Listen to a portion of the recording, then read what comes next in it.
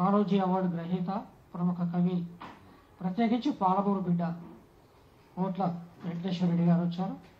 అట్లాగే వికారాబాద్ జిల్లా పరిషత్ వైస్ చైర్మన్గా పనిచేసిన ఉద్యమ నేత, విద్యార్థి దశలో వామపక్ష ఉద్యమ నేత బైండ్ల విజయ్ కుమార్ గారు, తెలంగాణ డైరీ డెవలప్మెంట్ కార్పొరేషన్ చైర్మన్గా పనిచేసిన దూర్మెట్ల బాలరాజు గారు వచ్చారు.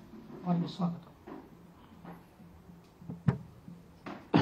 వెంకటేశ్వర గారు ఒక విషయం చెప్పినారు. ఇది బహుశా ముఖ్యమంత్రి రేవంత్ రెడ్డి గారు చూసినా లేదా తెప్పించుకుంటాడు ఈ బయట. ఎందుకంటే ఎట్లా కూలగొట్టాలని చెప్పిండు. ఆయన కూలగొట్టడం అంటే చాలా ఇంట్రెస్ట్. కట్టడం అంటే వద్దు, కానీ నువ్వు ఏదైనా ఇప్పుడు 10 సెకండ్లో ఊలగొట్టాలన్నాడుగా. ఇప్పుడు ఆ కూలగొట్టడం ఏమన్నా ఉండే హైడ్రాతోని వీటితోని ఇప్పుడు ఆయన లిస్ట్ అంతా కూలగొట్టే దాంట్లో ఇది మాత్రం తప్పకుండా చూస్తాడు, పిలిపించుకొని మాట్లాడతాడు తప్పకుండా. రెండో అంశం ఏంటంటే మీడియా గురించి కూడా ఒక్క నిమిషము. ఇప్పుడు మెయిన్ మీడియా కానీ ఎలక్ట్రానిక్ మీడియా కానీ ఇప్పుడు ఆల్రెడీ మీరు గమనిస్తే అన్ని వలసవాద ఛాయలు మీడియాలలో కనిపిస్తున్నాయి.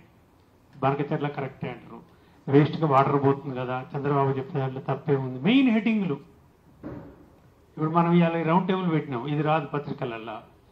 అయితే నిరుద్యోగ యువకుడు మొన్న ఒక చిన్న ఊరేగింపు జరిగింది, ధర్నా జరిగింది నిరుద్యోగులది. ఒక ఇంట్రెస్టింగ్ పాయింట్, ఒకటి 30 సెకండ్స్.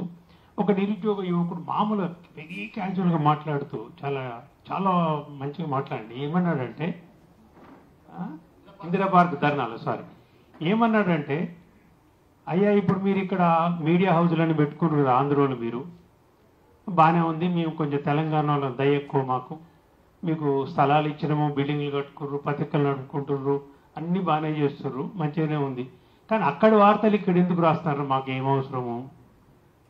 జగన్మోహన్ రెడ్డి కొట్టుకుండు, చంద్రబాబు కొట్టుకుండు, లోకేష్ నిలబడ్డాడు, కాలు ఎత్తిండు, కాలు దింపిండు, చేయి లేపిండు అని అబ్బాయి మాట్లాడితే ఏమన్నంటే, ఒక బర్రె అంట కారుకు బర్రె గుద్దుకొని 3 చచ్చిపోయిన అనేది మీరు హెడ్డింగ్లు రాస్తుంటే, మాకు అక్కడ బర్రె గుద్దుకుంటేంది, ఏది గుద్దుకొని మాకేం సంబంధమే?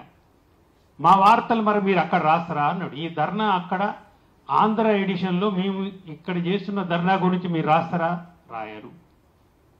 కానీ అక్కడ వార్తలన్నీ మా మెదళ్ళలో చూపిస్తున్నారు అని లాస్ట్కి ఒక వెటకారంగా సర్కాస్టిక్గా, అరే ఇంక బోండ్రాబాబు మీద దండం పెడితే ఇంకా బోండ్రాబాబుగా ఇక వాళ్ళు ఎక్కువైందిరా, ఇప్పటికీ మీరు పోయి పట్టుకుంటారు, ఆడ కట్టుకోరు రాదురా, ఆఫీసులు లేవా, భూములు ఇస్తలేరా గవర్నమెంట్ అంటే. ఏమవుతుందంటే ఇప్పుడు అక్కడి అన్ని భావజాలంతో పాటు ఏది జరిగినా కానీ సామాన్య తెలంగాణ ప్రజలకు ఇది కరెక్టే కదా అన్నట్టుగా ఇక్కడ వార్తలు జరుగుతున్నాయి. వీటి పట్ల తెలంగాణ సమాజం అప్రమత్తంగా ఉండవలసిందిగా విజ్ఞప్తి చేస్తూ, తర్వాత మన మెయిన్ స్పీకర్ తెలంగాణ నీటిపారుదల రంగంలో నిపుణులు, ఉద్యమ టైపులు ఇంతకుముందు శ్రీధర్ గారు చెప్పినట్టుగా శ్రీధర్ దేశపాండే గారిని మాట్లాడవలసిందిగా విజ్ఞప్తి.